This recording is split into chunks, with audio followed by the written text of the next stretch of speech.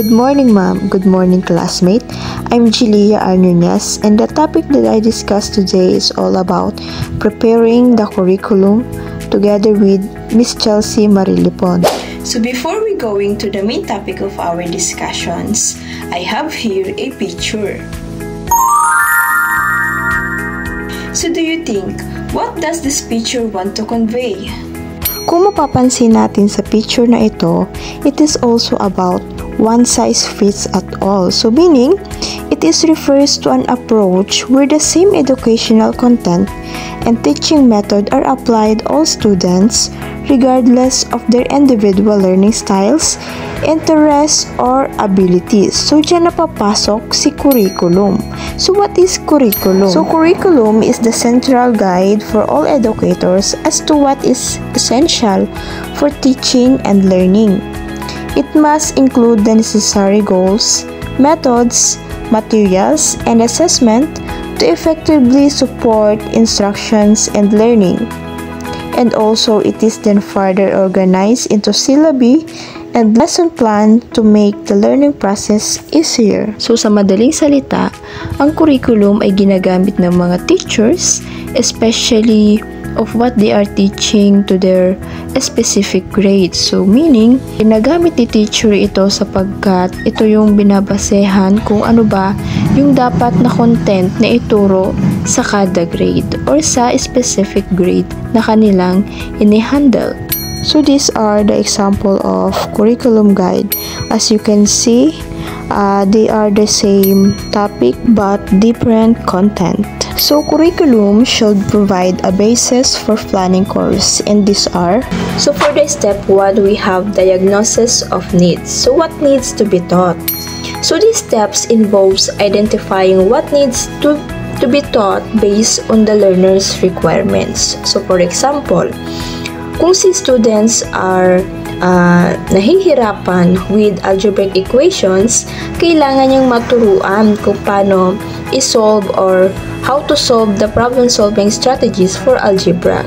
So that's the way of diagnosis of needs. So for the step 2, formulation of objectives. So what objectives should be taught? So in this step, it is all about the objective outline, what students should achieve after completing the lesson or the course. So halimbawa, sa NPC class, an objective could be for students is to understand the laws of motion. So kailangan nila yung ma-apply or they need to apply them to in a real life situation para mas lalo nilang maintindihan yung content ng course na yun or your lesson na yun. For the step 3, it is the selection of content or what information or data will be taught and where will it come from. So in this step, it is all about deciding what information or data will be taught and where it will came from. So for example, in a history class, the content might include primary sources like documents and artifacts, as well as secondary sources like textbooks and articles. And for the step 4, organization of contents. So how will the information be organized, or will it be in textbook, using the internet, or etc. So in this step, it is focuses on how the information will be structured and presented to learners, or paano ba yung flow ng information na binibigay sa mga learners. Ito ba ay galing sa mga textbook, or using in the internet, or so what. Into the step 5, it is the selection of learning experiences.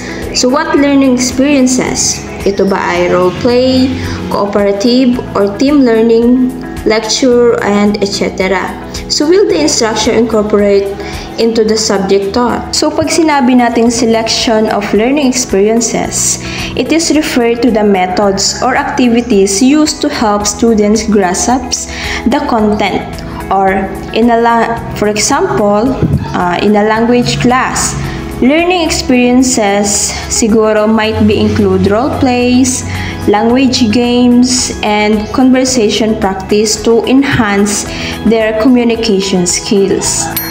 For the step 6, it is organization of learning experiences, or how will these learning experiences be organized. So in this step, it involves arranging the learning experiences in a logical sequence to facilitate learning. So for example, in a cooking class, siguro basic knife skills might proceed, or more complex for cooking techniques to build upon a foundation knowledge. Or yung sa cooking class, ito yung magiging basic skills na matututunan ng mga bata or ng mga estudyante. And for the last step is determination of what to evaluate, of the ways and means of doing it, or sabihin na natin how will learning be assessed. So in this step, it involves deciding how learning will be assessed, of what criteria will be used to measure student understanding.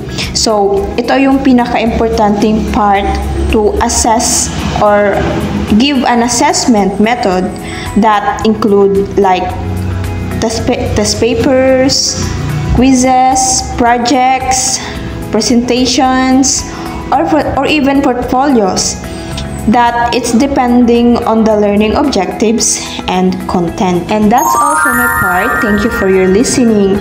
To know more about the preparing the curriculum, Miss Chelsea Marilipon will discuss about it.